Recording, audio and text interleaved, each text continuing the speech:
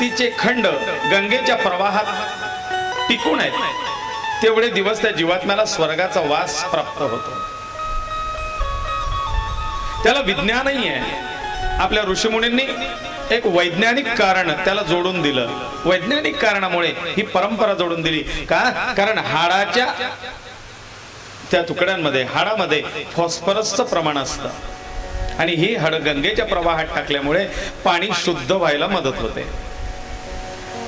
आणि म्हणून गंगा मातेला वरपण आहे आणि गंगेतच हे जास्त प्रवाहित केले जातात. गंगेच्या पाण्यात कधीही जंत पडत नाही, किडे पडत नाही, ते खराब होत नाही. पाणी शुद्धीचे हे प्रकार होते. आपल्याला लावून दिलेल्या परंपरा, काहीतरी तो तांब्याचा पैसा गंगेच्या प्रवाहात टाका, हे कोळशे गंगेच्या पाण्यात टाका, त्याच्याने ती राख आणि कोळशे खाली बसल्याने तर सगळं घाण जमा करून घ्यायचा, गळ बसून जायचा आणि पाणी शुद्ध व्हायचं. आता साठलेलं पाणी आणि त्याच्यात ती राख टाकल्यानंतर जास्त घाण होते. पूर्वी प्रवाह असायचा. पाणी शुद्धीकरणाचे हे प्रकार होते इकडे तिकडे टाकण्यापेक्षा. आता मी पाहिलं काल परवाच्या दिवशी येता येता तिरंगा पुलावरती मी गाडीने येत होतो, कोणीतरी एका ताईने ते उभ्याने त्या तिरंगा पुलाच्या काठाड्यावरतून आपलं निर्माल्य आणलेलं होतं, हार फुलं तेही टाकले. नंतर ती कॅरी बॅग पण त्याच्यातच टाकली, म्हणजे फुलंही त्याच्यात खराब होतील, ते कॅरी बॅगही त्याच्यात टाकल्यात, सगळं कचरा त्याच्यात. ऋषीमुनींच्या ह्या परंपरा सुरू करण्यामागे विचार काही वेगळा होता. आता त्याला स्वरूप काही वेगळं झालं, विपरीत होत चाललं. अस्थि संचय, जीवात्मा शुद्धी ते झाल्यानंतर आजपासून म्हणजे तिसऱ्या दिवसापासून गरुड पुराणाला आरंभ होतो. हा सक्तीचा विषय नाही, पण ज्यांच्याकडे आवडीचा विषय आहे की गरुड पुराण ऐकावं, मग तिसऱ्या दिवसापासून गरुड पुराण वाचनाला श्रवणाला सुरुवात होते. तिसऱ्या दिवसापासून 8व्या दिवसापर्यंत किंवा 9व्या दिवसापर्यंत 6-7 दिवस, साहित्रिक 18 किंवा 2 अध्याय शेवटी ठेवून असे 7 दिवसाचं गरुड पुराण वाचतात.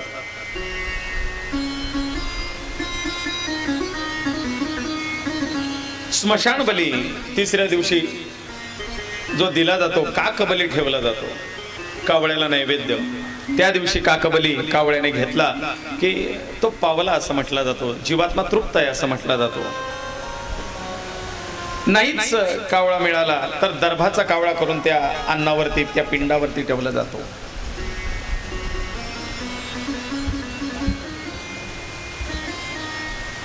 इकडे पहिल्या दिवसाची ठेवलेली कणिक आणि त्याच्यावरचा दिवा तो उचलला जातो. ती कणिक जमा करून तीही किड्या मुंग्या पशुपक्ष्यांसाठी एकतर पाण्यात किंवा पशुपक्ष्यांच्या उपयोगार्थ येईल अशी स्मशानात एका बाजूला टाकावी. प्रथा आहे. काही लोक म्हणतात ते दिव्याखाली कणी गाईचे पावलं उमटलेत, कोणी म्हणतं चिमणीचे आलेत, कोणी म्हणतंय तुळशीचं पान आलं. जीव कुठे गेला? गाईच्या जन्माला. कोणी म्हणतं मोक्षाला गेला. जीव अजून तुमच्या दाराशीच आहे, तो 13 दिवस तुमच्या दाराशीच राहणार आहे. तो इतक्या लवकर लगेच त्याची गती निश्चित सांगत नाही. ते एक परंपरा, एक प्रथा आहे, त्याला शास्त्राधार नाही. त्या कणकेचं विसर्जन करावं. मला असं वाटतं काही मारवाडी समाजात किंवा उत्तर प्रदेशीय काही समाजामध्ये काय गरुड पुराणाने असं सांगितलेलं आहे की 10 दिवस नित्यवरी पय घालून ओंजळ भरी आर्द्र मृणमय पात्र चितास्थानी ठेवावे. 10 दिवसापर्यंत रोज एका मातीच्या भांड्यामध्ये दूध आणि पाणी एकत्र करून चिता जिथे होती ती जागा आता स्वच्छ केलेली आहे ना, रक्षा भरून त्या जागेवरती ते मातीचं भांड ठेवावं. ते जसं जसं पाझरतं दूध पाणी तसं तसं ते चितेचं स्थान शांत होतं. तसं जीवात्म्यालाही बरं वाटतं, कारण त्याला दाहाचा त्या अग्नीची पीडा झालेली आहे. पण आता त्या जागेवरती लगेच दुसरं रिझर्वेशन, 10 दिवस कसं काय मिळणार? पण गरुड पुराणाने त्याच्यात उल्लेख दिलेला आहे 10 दिवस नाही जमलं तर 3 दिवस ना तरी 1 दिवस यथार्थ 1 दिवस स्मशानात ठेवा आणि बाकीचे दिवस आपल्या घरात तो जो दिवा जिथे मांडलेला आहे, आता 10 दिवसाचा दिवा चालणार आहे, त्या दिव्याजवळ एका मातीच्या भांड्यात पाणी आणि दूध एकत्र करून तिथे ठेवावा. आता फोटोची पद्धत आहे, पूर्वी फोटो नव्हते, त्या जीवात्म्याचं प्रतीक म्हणून दिवा लावला जायचा, फोटो नसायचा ना.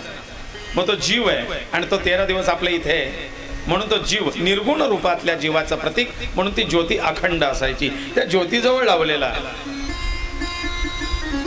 ठेवलेला हा मातीचा पात्र बोळकं दूध पाणी, कारण जीव अजून निर्गुण अवस्थेत आहे. काही भावनेपोटी ठेवतात, चहा केला ठेव बाबाला, भाजी पोळी केली ठेव फोटो जवळ. 10 दिवस तो जीवात्मा काही अन्न पाणी घेत नाही, तुमचं अन्न घेत नाही. हा तर उत्तर भारतीय किंवा मारवाडी समाजात काही ठिकाणी अशी पद्धत आहे की एक मातीचा घडा पिंपळा खाली ठेवतात किंवा पिंपळाच्या झाडाला टांगतात. ते जसं जसं तो माठ पाझरत असतो पिंपळाखाली तसा तसा तो त्यांचं म्हणजे मत आहे तिकडचं उत्तर भारतीय, ते म्हणतात की तसा तो जीवात्मा त्या पिंपळाखाली त्या माठाचा पाझरणारं पाणी पितो आणि तो तृप्त होत राहतो.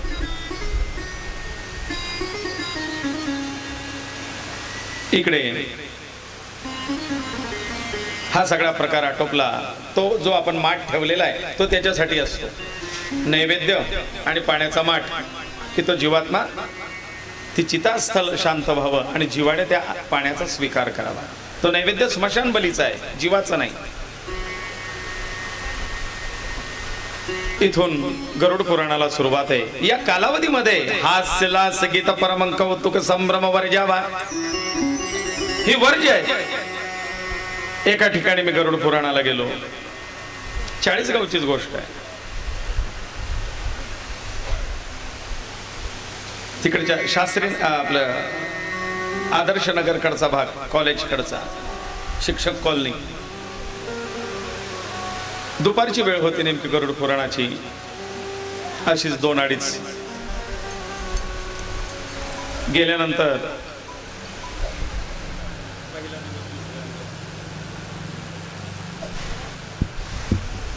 पहिला दुसरा दिवस, दुसऱ्या दिवशी गेलो, बेल वाजवली, कोणीतरी पोराने दार उघडलं. बापरे, गुरुजी येऊन गेलेत म्हणे. आवरा आवरा आवरा. पाहिलं तर हॉलमध्ये 2-3 उशा पडलेल्या, एकाचं डोकं इकडे, एकाचं डोकं तिकडे, एकाचे पाय तिकडे, सगळे त्या हॉलमध्ये झोपलेले. टीव्ही चालू आहे, 2-3 लोक ते टीव्ही पाहतायत, मुलं टीव्ही पाहतायत. टीव्हीवरती छान गाणं चाललंय, दर्या किनार एक बंगलो रे पोरी जय जो जय.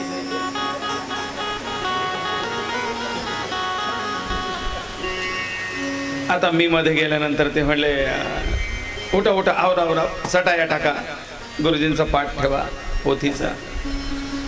2 जण हातपाय तोंड धुवायला गेलेत, तोपर्यंत ते झाडतात म्हणून मला खुर्ची दिली बसायला. मी घेतली, त्या टीव्हीच्या समोर कोपऱ्यात जाऊन बसलो. तो लगेच त्या ताई म्हणल्या, ए पोऱ्या बंद कर म्हणले ते टीव्ही. म्हटलं राहू द्या ना ताई, मला पाहू द्या ना. नाही गुरुजी, ते पोरांनी लावलं. म्हणले ते पोरं पाहत होते. म्हटलं मग मलाही पाहू द्या ना, तुमची तयारी होई तोपर्यंत पाहिलं तर काय हरकत आहे. शेवटी बंद केला. म्हटलं नाही पाहू द्यायचं तर मग काय. आम्ही लहानपणी तसं लोकांच्या घरी पाहायचो महाभारत, मुद्दाम ते टीव्ही बंद करून द्यायचे. रामायण महाभारत रविवार असला की त्या दिवशी चित्रहार, कार्टूनचं चॅनल राहायचं, सकाळी काहीतरी मोगली लागायची. मग एक तर खिडकीतून कोणाच्या तरी डोकावून पाहायचं, बाहेरून पाहायचं.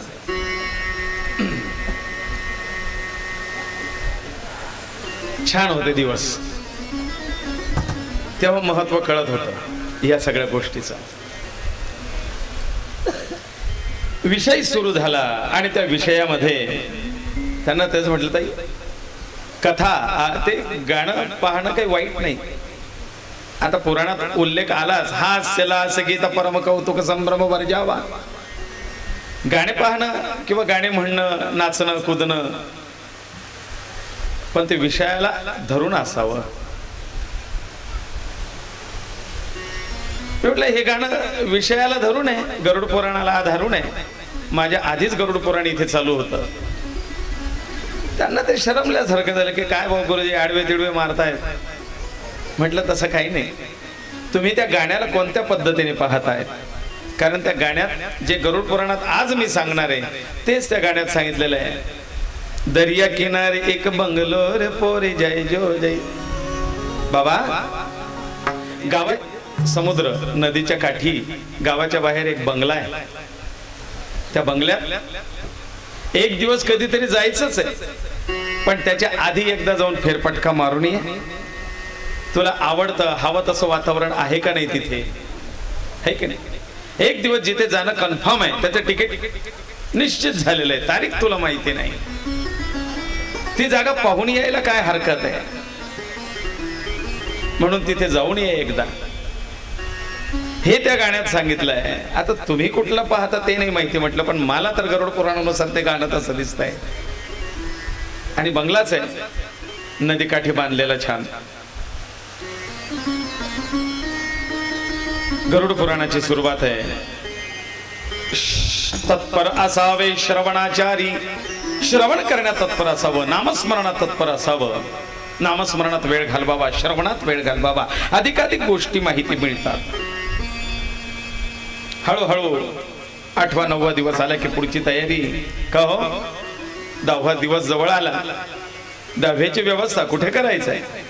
नदीच्या काठी पाण्याच्या आश्रयाने किंवा मग तीर्थक्षेत्रावरती का करायचंय. गुरुजी 5व्या दिवशी केलेलं चालत नाही का. 5व्या दिवशी आवरून घ्या, एवढं दिवस कोण थांबतंय. 10 दिवस आता नवीन फॅड आहे. 5व्या दिवशी, 7व्या दिवशी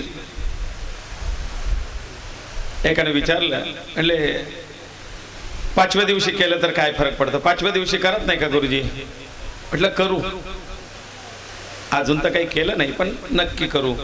फक्त एखादी घटना चाळीसगावच्या कुठल्याही गायनिक डॉक्टर स्त्री प्रसूती तज्ञाकडून अशी कळाली की 5व्या महिन्यात बाई बाळंतीण झाली. बाळंतीण एकदम सुखरूप आहे, त्यांना घरी सोडलंय. त्या दिवसापासून आमचे 5व्या दिवशी 10वे सुरू.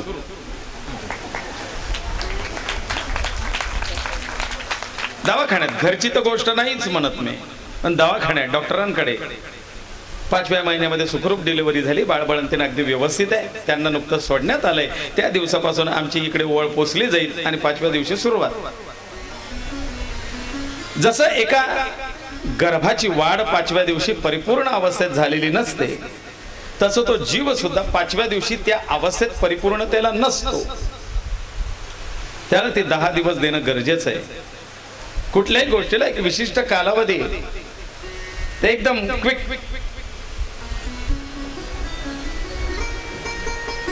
गाजर गवतासारखं उगवतंय लवकर, नष्टही होतं लवकर. अति घाई संकटात नाही.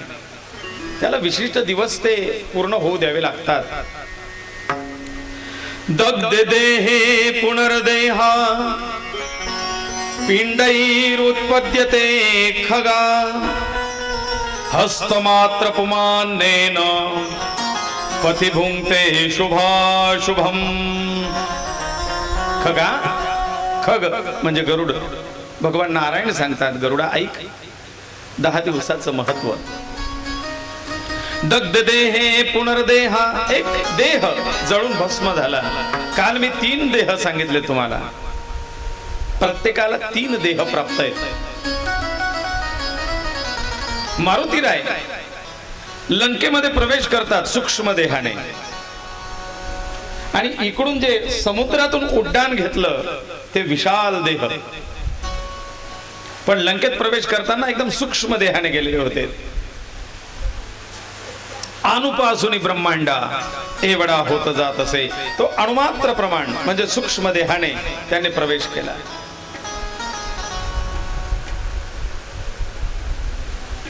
सुरसेच्या मुखात प्रवेश केला. कानातून निघून गेले, किंवा काही ठिकाणी दाखवतात मुखात जाऊन पुन्हा परत आलेत सूक्ष्म देहाने. योग्यांना ते आपले तिघही देह वेगवेगळे करता येतात, त्याला परकाया प्रवेश म्हणायचे. ते या देहातून त्या देहात प्रवेश करायचे. ही योग्यांची अवस्था आहे. त्यांना त्या देहावरती कमांड प्राप्त होते योगाभ्यासाने. एका ताईने व्हॉट्सअपवरती मला प्रश्न विचारला, गुरुजी डोळ्यातून तोंडातून अधोमार्गाने प्राण गेले हे तर कळालं, पण नाभीतून प्राण जातो हा कसा ओळखावा? म्हटलं तो तुमचा आमचा जाणार नाही. कारण नाभीतून किंवा ब्रह्मांडातून प्राण सहस्रार्थातून हे फक्त योग्यांचाच जातो. योगी त्या ठिकाणून ते प्राणरोधन करतात. कारण नाभी हे ब्रह्मस्थान आहे, पूर्ण देहाचं मूळ केंद्र आहे. तिथे गाठच मारून ठेवली आहे.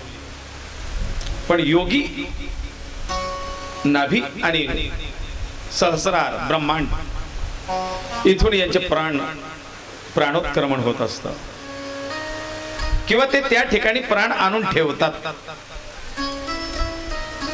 आणि संन्यासाची अंत्येष्टी पद्धती वेगळी आहे. काही ठिकाणी मी असं बघितलंय की शंखाने टाळू भेद करतात, तो प्राण मुक्त होण्याकरता. इकडे तर गरुडा जो जड देह आहे तो जळून भस्म झाला. आता दुसरा देह प्राप्त होणार आहे. या दुसऱ्या देहाच्या प्राप्तीची तयारी म्हणजे 10व आहे. आपली मंडळी फार चूक करते. 10व्याच्या विषयी गांभीर्य नाहीच लोकांना. इकडे डोके काढणं चालू, तिकडे कोणीतरी भात शिजवत आहे, 2 जण येतात, गुरुजी ऊन वाढतंय, घ्या पटपट बरं का, थोडं लवकर करा, घाई आहे, जास्त वेळ नको लागायला. दशाहाचा विधी एवढा घाईचा, अरे या विधीवरती पुढचं भवितव्य अवलंबून आहे. गरुड पुराणात दशाहा या कर्माविषयी स्वतंत्र अध्याय आहे. का दशा हे द्यावे दशपिंड, सर्व करावी सुयोग्य अखंड, त्या पिंडदाने करुण पिंड रूप देह होत असे. दशाहात करावी दशपिंड. दशाहाला पिंड किती असतात? 10. म्हणजे बाकी विषम श्राद्धाचे सोडले तर, पण दशाह या श्राद्धा करता 10 पिंड हाय सोप गणित. ती सर्व करावी सुयोग्य अखंड.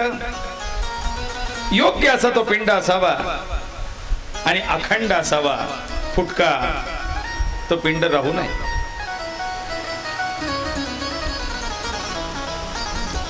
आपल्याकडे बाजार करायचा म्हटला की जर 10व्याचा बाजार करून ये. कशाचा आहे? 3ऱ्या दिवसाचा. कशाचा? 10व्याचा. आंध्र तो तांदूळ 2 रुपये किलो. एक स्पेशल कोठा तिकडे असतो. पहिल्या दिवसाचा, 3ऱ्या दिवसाचा, 10व्याचा याच्यासाठी वापरला जाणारा पिंडांकरता भात, त्यासाठी वापरला जाणारा तांदूळ, जो रेल्वे स्टेशनवरती सरकारी गोण्या इकडून तिकडे त्या ट्रक मध्ये टाकताना, रेशनचा माल तो टाकताना त्या कारागिरांकडून भूक लागून फाटलेल्या पोतळ्या, त्याचे ते सांडलेला तांदूळ तो जमा करून झाडून झुडून एका गोणीत भरून स्वस्ताच्या भावामध्ये इकडे विकला जातो. तो खास करून इकडे 3ऱ्या दिवसाला, 10व्या दिवसाला पिंडाला म्हणून वापरला जातो. त्याच्यात माल मटेरियल असतं, उंदराच्या लेंड्या, खालचे दगड, खडे, धूळ, केस, त्या पोतळीचे सुतळीचे बुंद. आणि हा खास पिंडासाठी वापरला जाणारा भात आहे. तिथे टाकला की मधून त्याच्यातून लगेच ते कासव पोहतात, छोटे छोटे बारीक बारीक. ती काढायची. हा काय प्रकार आहे? पुराण असं सांगतं, पिंड रूप देह होत असे. पिंडदान करणं म्हणजे काय? या ते विचारतो. पिंडदान करणं, पिंड म्हणजे काय? पिंड म्हणजे भाताचा गोळा.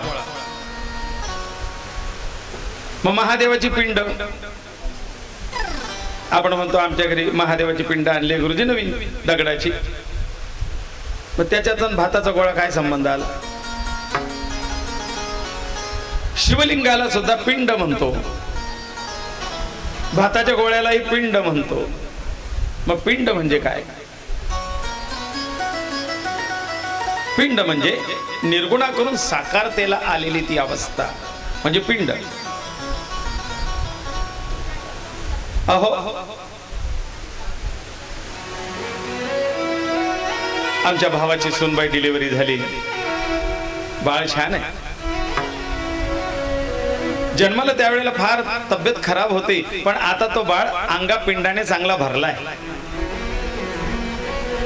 है ना. अंगापिंडाने म्हणजे शरीराने.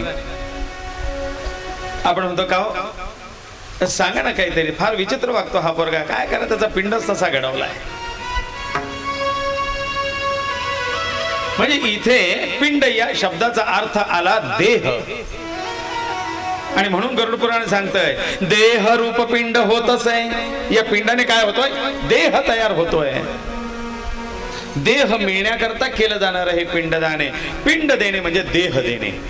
कोणाला? त्या जीवाला. का करदान? आई वडिलांचं पिंडदान म्हणजे आईला देहदान, वडिलांना देह देणे. का? कारण त्यांनी हा पिंड घडवला, म्हणून त्यांच्या दुसऱ्या देहाची व्यवस्था म्हणजे त्यांच्या प्रती केलं जाणारं पिंडदान. त्यांनी दिला देह, मी त्यांच्या पुढच्या देहाची व्यवस्था करतो म्हणजे पिंड देतो. आणखीन एक म्हण आहे आपल्याकडे, समजण्याकरता पुन्हा वेगवेगळ्या पद्धतीने सांगतो. जे पिंडी ते ब्रह्मांडी. जे पिंडी ते ब्रह्मांडी म्हणजे काय? जे शरीरात ते ब्रह्मांडात, म्हणजे याचा अर्थ शरीराला पिंड असं म्हणतात. मग हे पिंडदान म्हणजे शरीरदान, देहदान. मग जर देह द्यायचा आहे तो असं उंदराच्या लेंड्याने युक्त भाताचा दिला तर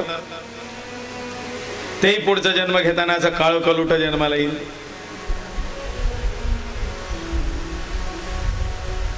त्याच्या अंगात खडे दगड नको नको प्रकारची ती घाण त्या भातामध्ये. मग हा पण वाईट दुर्गुणांनी युक्त जन्माला येतो. जर आपल्याला वाटतंय पुढची पिढी आपली सुंदर गुटगुटीत चांगल्या देहाची, चांगल्या सात्विक प्रवृत्तीची अशी यावी, तर त्या पुढच्या पिढीचा जो आमचा पूर्वज पुन्हा पुढे जन्माला येईल तर तो उत्तम पिंडाने जन्माला यावा. तर तो पिंड उत्तम पांढरा शुभ्र तांदूळाचा जो आपण खाण्याकरता घेऊ, तो पिंड, तो तांदूळ पिंडाला घ्यावा. तो भात मऊ शिजलेला असावा, शरीर मऊ असावं. कोण आपण म्हणतो काय रट आंग आहे याचं, ते असं खरडीचा भात.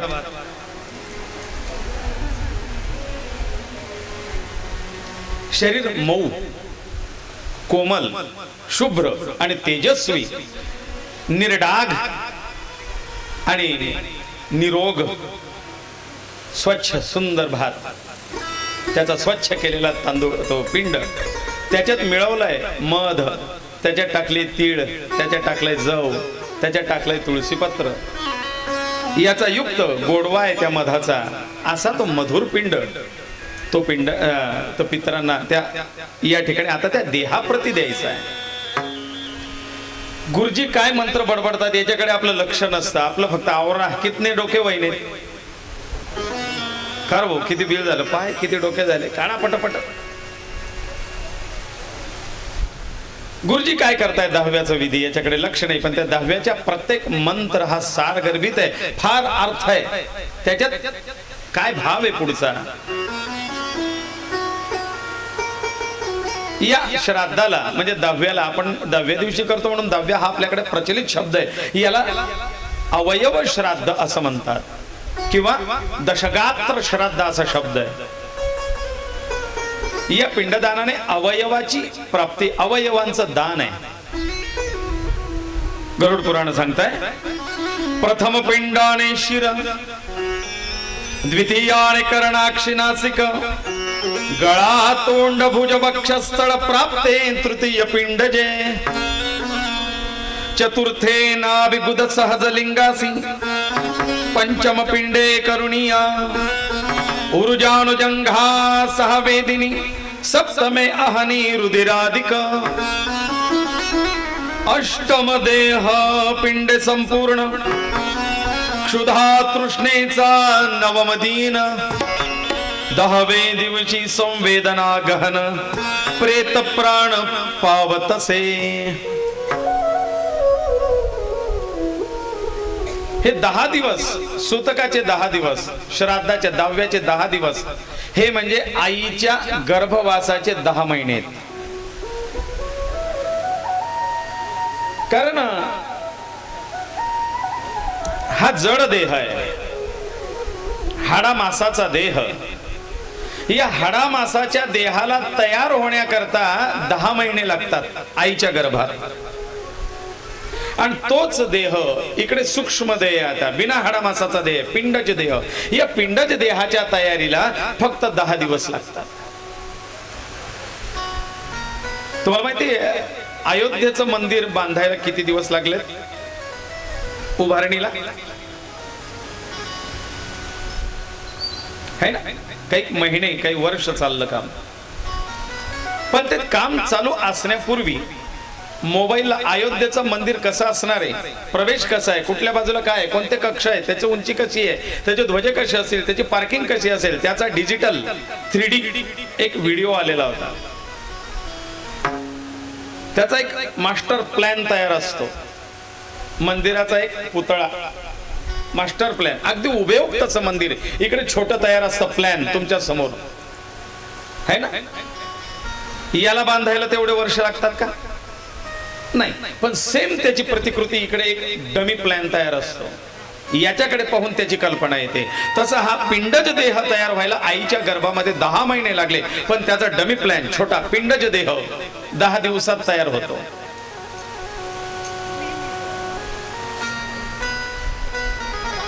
मग आईच्या गर्भात जसा जीव वाढतो, ज्या ज्या महिन्यात त्याची जशी जशी वाढ होते, त्याप्रमाणे इथे एकेका दिवसाला हा सुद्धा देह वाढत असतो, पिंडज देह. आईच्या गर्भात पहिल्या महिन्यामध्ये फक्त एक गोळा, मांसल गोळा, बुदबुदा, बुडबुडा, रजवीर्य, एक मांसल गोळा, तो म्हणजे डोक्याचा भाग आहे. अंड स्वरूपात प्रथम पिंडाने शिर. आईच्या गर्भात पहिल्या महिन्यात मांसल गोळा, शिराचा भाग. तसं पहिला दिवसाचा पिंड तो देताना गुरुजी म्हणतात अमुक गोत्रोत्पन्न अमुक प्रेताय शिर निष्पत्त्यर्थम एषव प्रथम पिंडम मया दीयतां सौपतिष्ठतां उपतिष्ठतु. अमुक गोत्रस्य अमुक प्रेतस्य शिर चक्षु नासिका श्रोत्र जिह्वा घ्राण निष्पत्त्यर्थम द्वितीय पिंडम मया दीयतां तौपतिष्ठतां उपतिष्ठतु. दुसऱ्या महिन्यामध्ये त्या गोळ्याला नाक कान तोंड डोळ्याचे छिद्र तयार होतात, हिरवट हिरवट डॉट तयार होतात. अजून डोळे नाही, पण त्याच्या जागा निश्चित होऊन त्याची आकृती तयार व्हायला मदत होते. चिमणीचं पिल्लं घरट्यातून किंवा ते पडलेलं अंड फुटलं आणि त्याच्यात एक असा मांसल चिमणीचं पिल्लू निघतं. ते फक्त असं मांसल लाल लाल लाल लाल दिसतं. त्याच्या नाका तोंडाच्या ठिकाणी हिरवे डॉट असतात, तयार झालेलं नसतं. त्याच्यावरतून लक्षात येईल. दुसऱ्या महिन्यात जसं आईच्या गर्भात जीव वाढतो ते अवयव इकडे दुसऱ्या दिवसाचा पिंड. तिसऱ्या दिवशी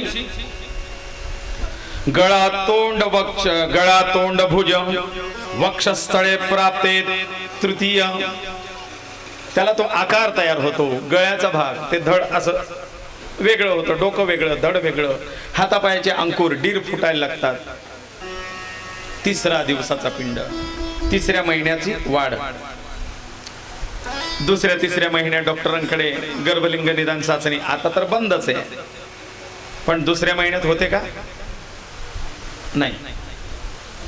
का? अजून त्याला तो आकार उकार आणि स्टॅम्प निश्चितता नाहीच. पंचम पिंडे करुणीया चतुर्थेना विगुद सहज लिंगासी पंचम पिंडे करुणीया. 4 महिन्यापर्यंत त्याची वाढ होते. आता इथून त्याची लिंग निश्चिती होते. हा स्त्री की पुरुष, इथे त्याची वाटचाल सुरू होते. त्याप्रमाणे त्याची वाढ. मग हळूहळू ऊर्जानुजंघा, मग अहनी रुधिराधिक, रक्त मांस वीर्य तेज ओज वात कफ पित्त या सगळ्या गोष्टींची पूर्णता त्या शरीरामध्ये व्हायला लागते. रक्त संचार होतोय. आता त्याचं हृदय धडधडू लागतंय. त्याच्या शरीरात हाडांची तयारी व्हायला लागते. रोम नखदंत त्वचा, नख तयार होतात, रोम तयार होतात, दंत तयार होतात, दंतांच्या जागा. काहीचे तर ते हिरडी फोडून बाहेर पण येतात. जन्मता काहींना दात असतात. सदंत जन्म आपल्या पंचांगात त्याचा दोष सांगितलेला आहे. जन्मता दात असणं. 7व्या आणि 8व्या महिन्यामध्ये तो देह परिपूर्ण झालेला असतो. काही मावल्यांचा 7व्या महिन्यात डिलिव्हरी करावी लागते. आपण म्हणतात 8व्या मासी 8व्या महिन्यात डिलिव्हरी झाली, इमर्जन्सी, डॉक्टरांनी सांगितलं की पुढे धोका होतोय, इन्फेक्शन होतंय, 8व्या महिन्यात सिझर करून घ्यावं लागेल. मग 8व्या महिन्यात प्रसूती झाल्यानंतर ते बाळ घरी आणता का? महिना, दीड महिना, 2 महिना, म्हणजे त्याची 9 महिने 9 दिवसाची वाढ पूर्ण होई तोपर्यंत त्याला दवाखान्यात काचीच्या पेटीत, म्हणजे याचा अर्थ कृत्रिम गर्भाशयाच्या देखरेखीत ते बाळ ठेवलं जातं. म्हणजे याचा अर्थ तुम्ही 5व्या 7व्या दिवशी 10वं केलं तरी कृत्रिम गर्भाशयाच्या पेटीत वाढ पूर्ण होई तोपर्यंत तुमचं सुतक फिटलेलं नाही, तोपर्यंत त्याला अधिकारच नाही. जन्माला आलेलं ते बाळ 7व्या 8व्या महिन्यामध्ये बाळ जन्माला येतं, परिपूर्ण अवस्थेत असतं, त्याला घरी सोडत नाही, आई जवळ देत नाही. का? आणि 8व्या मासी 7व्या मासी जन्मलेल्या त्या बाळाला आईचं दूध पाजत नाही. पाजलं तर ते वाटीत वगैरे घेऊन कापसाच्या बोळ्याने थेंब थेंब थेंब थेंब ड्रॉपने किंवा कापसाच्या बोळ्याने दिलं जातं, किंवा मग गाईचं दूध वगैरे उकळून. का? तर त्या बाळाच्या शरीरात शरीर तर परिपूर्ण तयार झालेलं आहे, पण त्याच्या शरीरामध्ये एनर्जी, शक्ती, आईच्या स्तनातलं दूध ओढण्याची कॅपॅसिटी त्याच्या जबड्यात तयार झालेली नसते. त्याच्यामुळे त्याला आईजवळ दिलं तरी ते दूध असं ओढू शकत नाही. ती कॅपॅसिटी त्याच्या जबड्यात नाही, ती शक्ती नाही. म्हणून 7व्या 8व्या महिन्यामध्ये जन्माला आलेले बाळ अशक्त जन्माला येतात. ती सशक्तता त्यांची पूर्ण व्हावी याकरता बाहेरून सप्लिमेंट देऊन त्यांना 2 महिने काचेच्या पेटीत ठेवले जातात, त्याची वाढ पूर्ण होई तोपर्यंत. नाहीतर ते बाळ अशक्त राहत. विज्ञान आणि अध्यात्म याची जोड करत आपण चाललोय. का? 10 दिवस गरजेचे आहेत.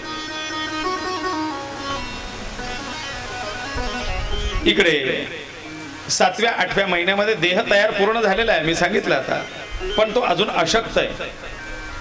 या कालावधीमध्ये काय चालू असतं माहितीये? सॉफ्टवेअर डाउनलोडिंग चालू असतं, डाटा ट्रान्सफर.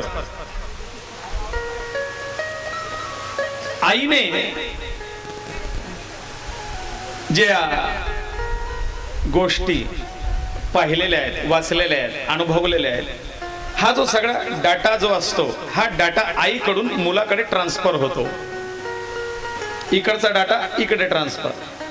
म्हणून अभिमन्यूने आईच्या गर्भात वडिलांकडनं जी चक्रव्यूह भेद क्रिया ही ऐकली, ती आईने तर ती झोपली, परंतु तिच्या गर्भात तो डाटा ऍक्सेप्ट केला आणि तो ट्रान्सफर इकडे गर्भात डाउनलोड झाला, पण अर्धवट.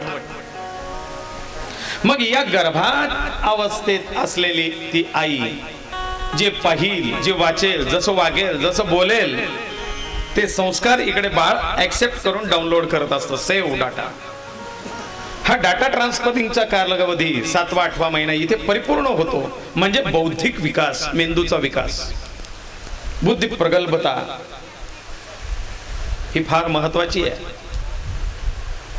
8व्या महिन्यात ती परिपूर्णता होते.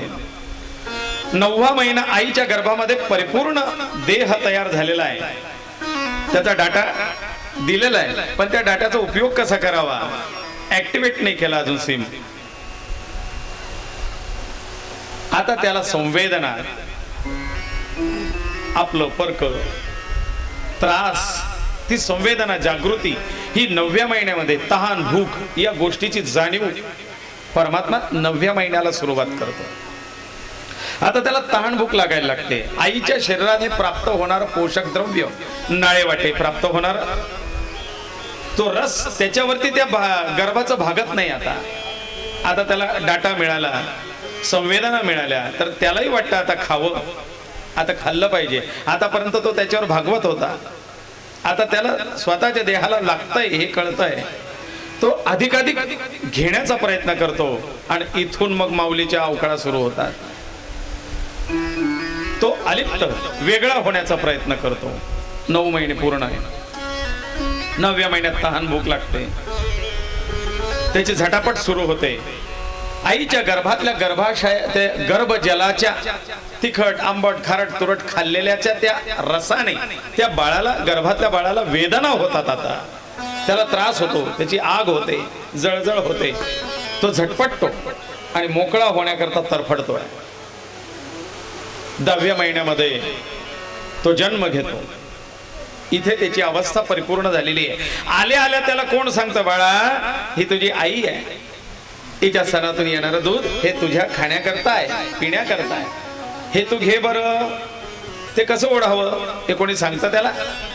त्या बाळाला जसं आई जवळ दिलं जातं ते ऑटोमॅटिक ते स्थान शोधतो आणि ऑटोमॅटिक प्यायला लागतो. त्याला कोण सांगतो?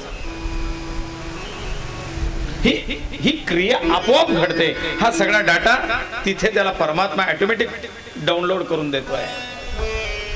कंपनीचे काही ऍप असतात ना मोबाईल मध्ये, तसे हे कंपनीचंच ऍप दिलेलं आहे. हे वरतून घेण्याची गरज नाही.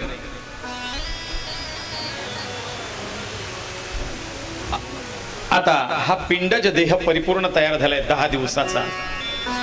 या पिंडज देहामध्ये क्षुधा तृष्णा निष्पत्त्यर्थम दशम पिंडम मया दीयताम स्तवोपतिष्ठताम उपतिष्ठतो. 10 पिंडांचा तो आता परिपूर्ण देह पिंडज देह तयार झाला. जीवात्मा आता त्या जीवखड्यातून त्या देहामध्ये प्रवेश करतो. इकडून तिकडे ट्रान्सफर. आता जीवखड्याचं काम संपलं.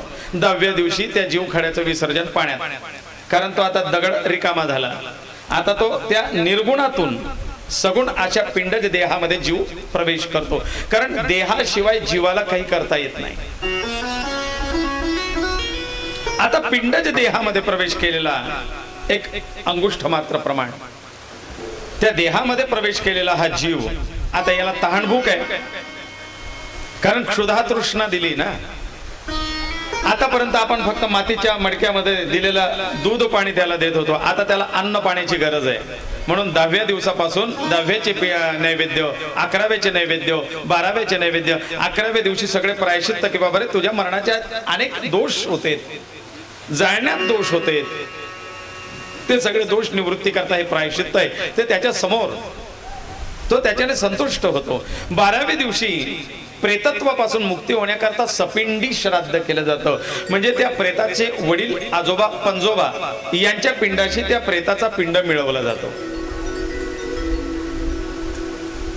त्याला सपिंडी श्राद्ध असं म्हणतात. कारण DNA दादाजी नानाजी और आप, इसमें दादाजी का भी अंश है, नानाजी का भी अंश है और आपका खुद का कर्म, इन तीनों के मेल से DNA तयार होता है. 7 पिढीचे अंश त्याच्यामध्ये थोडे थोडे असतात, पण जास्त प्रभाव वडील आजोबा पंजोबा यांचा असतो. आणि म्हणून त्यांच्याशी या जीवात्म्याचा पिंड एकरूप केला जातो. आणि आतापर्यंत याला प्रेत म्हणत होते. प्रेत आता त्याला देह प्राप्त झाल्यामुळे आता याला पितरत्व प्राप्त होणार आहे. म्हणून त्याला पितृ म्हणतो. इथून पुढे पितर घातले जातात. पितृ शब्द आहे. देह 12व्या दिवसाचं त्याला सपिंडीकरण श्राद्ध झालं. पिंडास पित्रात स्थान मिळालं. पिंडज देहमाश्रित्य क्षुधाविष्टा तृषार्दिता.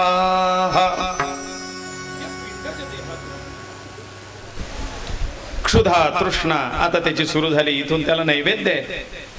12व्याचं सगळं कर्म झालं की मग 13वा दिवस. 13व्या दिवशी काय शुद्धी आहे. क्वारंटाईन 14 दिवस, 13 दिवस. त्या सुतकातून निवृत्ती, क्वारंटाईन त्याच्यातून निवृत्ती होण्याचा 13वा दिवस आहे. आतापर्यंत त्या कर्म करणाऱ्याला घरात क्वारंटाईन करून ठेवलेलं, तो होम क्वारंटाईन. त्याने घराच्या बाहेर निघू नये, बाकीचे कामं सगळे करतील, पण जो आज्ञा आहे, ज्याने अग्नी दिला, ज्याने पाणी दिलंय, तो घरातच बसून राहतो, तो बाहेर फिरत नाही. एक प्रकारचं होम क्वारंटाईन. आणि मग 13व्या दिवशी त्याला गंध, नवीन वस्त्र, गोड भोजन, त्या पित्रांचा नैवेद्य, गाय, कुत्रा, कावळा का ते पण पाहू आपण.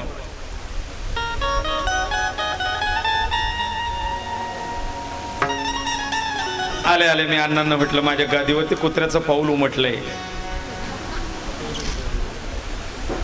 इथे.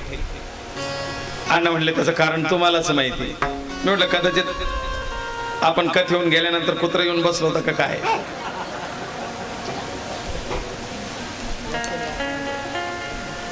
ते म्हणले मग त्याचं शुभ का अशुभ. द्वौ श्वानौ श्याम सबलौ वैवस्वतौ कुलोद्भवौ ताभ्याम अन्नं प्रदस्यामि पथिमां रक्ष सर्वता. आपल्याकडे श्राद्धात गाईला, कुत्र्याला, कावळ्याला घास देण्याची पद्धत आहे. मग कुत्र्याला का, तर कुत्रा हा वैवस्वतौ कुलोद्भवौ, वैवस्वत नावाच्या यमाचे वंशज कुत्रे आणि म्हणून त्याचे वंशज हे असल्यामुळे याला अन्न दिल्याने यम प्रसन्न होतात आणि त्या जीवात्म्याला पीडा करत नाही. म्हणून श्राद्धात त्या कुत्र्याला घास दिला जातो. ताभ्याम अन्नं प्रदास्यामि पथिमां रक्ष सर्वदा. तो वाटेत, यमनगरीच्या वाटेमध्ये तो कुत्रा वाट दाखवण्याचं काम करतो. धर्मराजाच्या सोबत कुत्रा गेला होता ना स्वर्गद्वारापर्यंत. आपण केलेला धर्म या श्वानाच्या, कुत्र्याच्या रूपामध्ये येऊन पुढची वाट दाखवतो. आपण केलेली भक्ती याच गायीच्या रूपामध्ये येऊन वैतरणी पार करून देते.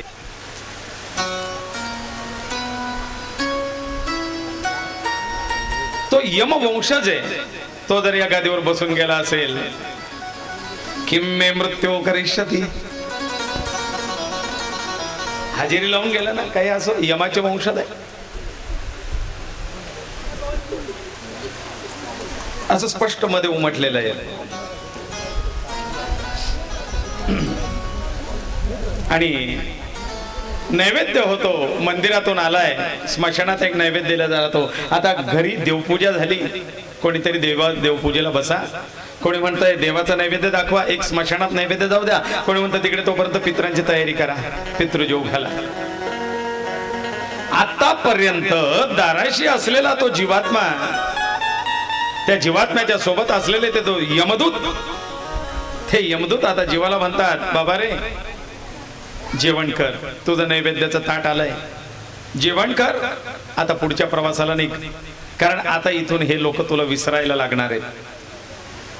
तुझी आठवण फार तर 10 दिवस, त्या 10-13 दिवसात सुद्धा त्या व्यक्तीला हळूहळू मनुष्य विसरतो, नातेवाईकांमध्ये गुंग होतो. आता तुला पुढच्या जास्त या मोहमायेच्या बाजारी पडू नको, याच्यात अडकू नको, कारण कोणी कोणाचा नाही. बघ नाही रे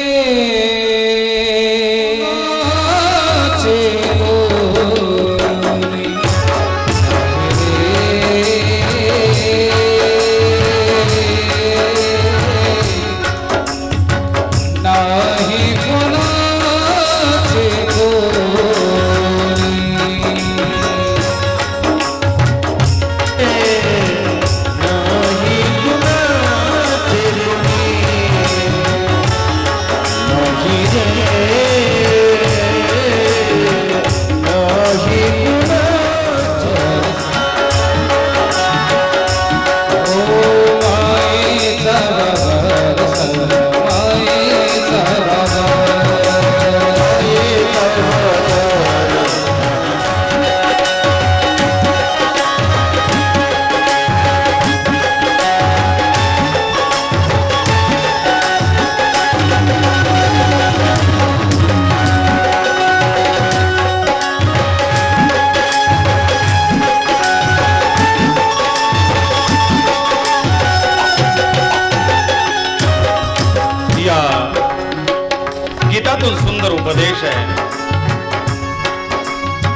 13 दिवस झाल्यानंतर ते यमदूत जीवात्म्याशी बोलतायत.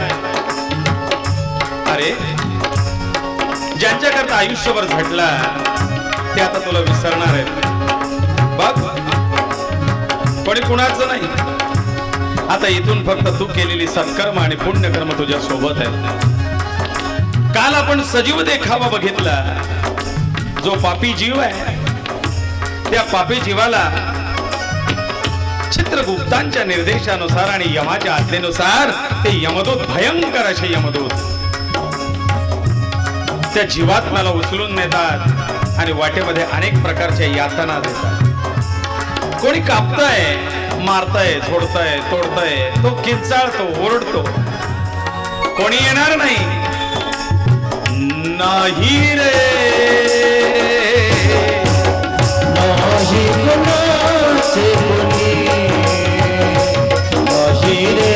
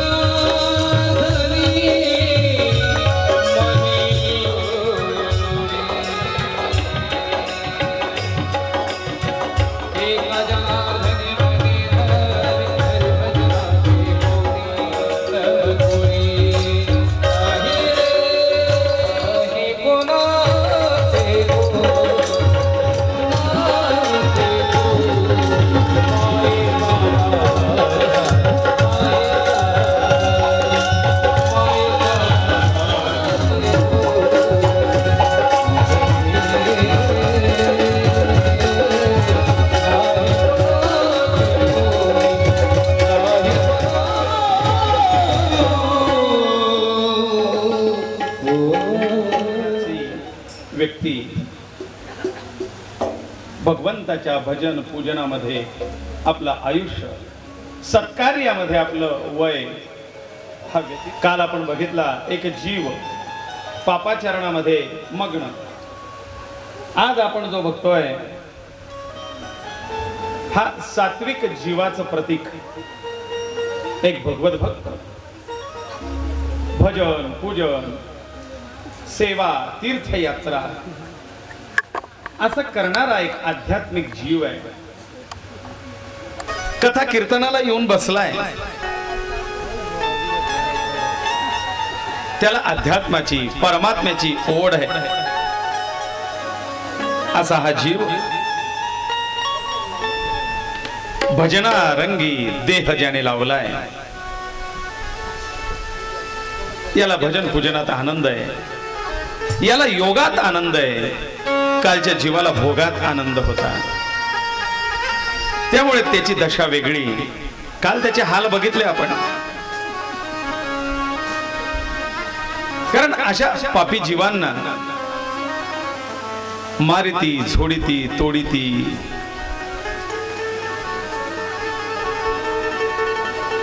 यमाचे दूत जे बहु निष्ठुर आहेत.